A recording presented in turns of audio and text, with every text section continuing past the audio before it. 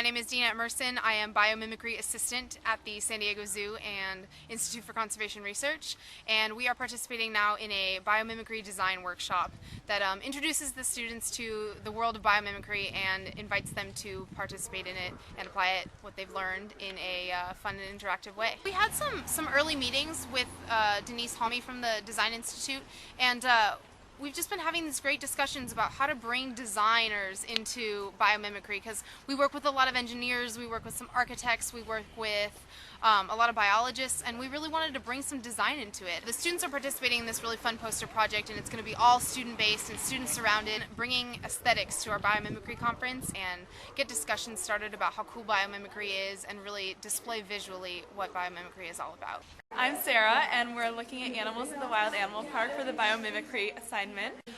We are figuring out what type of animals we relate to architectural and design projects, how things are built relating to animals' looks and how they move and things like that. Biomimicry is design based on nature, so it's looking to nature for inspiration to design sustainable products that help nature in a really efficient way.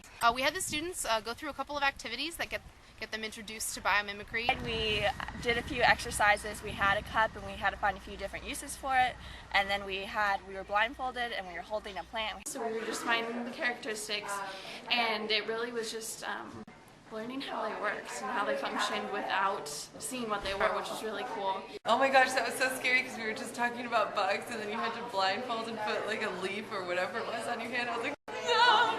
We had to find out what the characteristics were, just being blindfolded, and then after you took the blindfold off, then you could say what the functions were. It really made me think of a tree not just being a tree, but what each little design element to that tree has a purpose, what its purpose might be, and realizing the differences of different plants and different animals around us, and maybe helping me realize how to delve deeper and figure out why things are different. It was cool because it was looking at it from a different perspective, because you really learn the structure and then you could get creative from there. Did it make you think differently? Oh, totally. You kind of, a light bulb goes off in your head. And they also saw a fascinating presentation by Dr. Lee Hagee, our biomimicry researcher. Yeah, they asked really great questions, which is always really nice, and they were definitely engaged and creative, and that's really what biomimicry is all about. It's creating a new frame of mind, and they definitely got there. I learned that the San Diego Conservation Research Facility, that they have a frozen zoo, which I think is unbelievable, and they have over 700 different types of animals that they keep there, which is unreal. And I didn't realize how much they were doing in terms of cataloging wildlife and sustaining it and working with endangered species, and it was really interesting. And how much the San Diego Safari Park does for the environment conservation is amazing. It's kind of like Noah's Ark. Yeah. It's a little Noah's Ark in San Diego.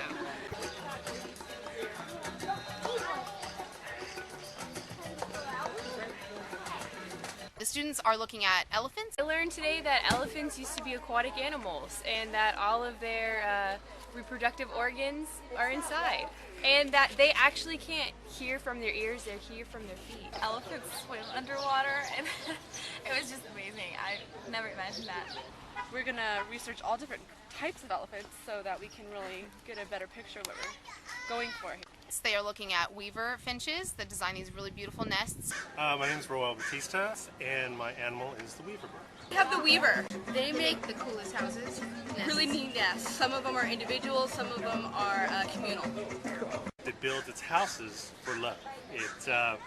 It builds the male weaver bird, builds the nest, weaves it out of grass and twigs, and then the female bird comes in and inspects the house. If she doesn't like it, she bails on him, and he tears down his house and builds it again, but better, in hopes to get another mate. But I'm very inspired by today.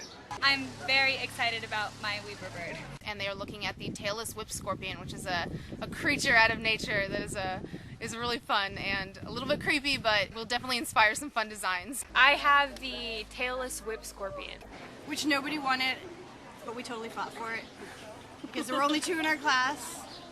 We traded twice to get it. We just thought it looked cool graphically, and it had a lot of aspects that we thought could, you could go a lot of different directions with. They are great communicators.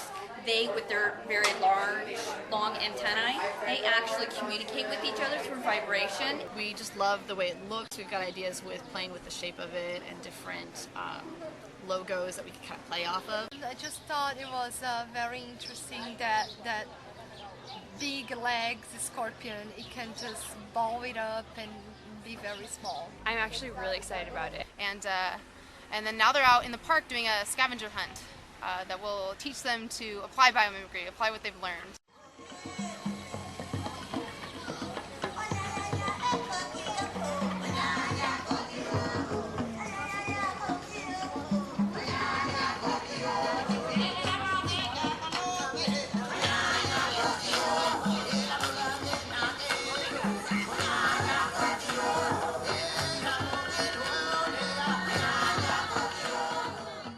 It's going to be a really awesome project.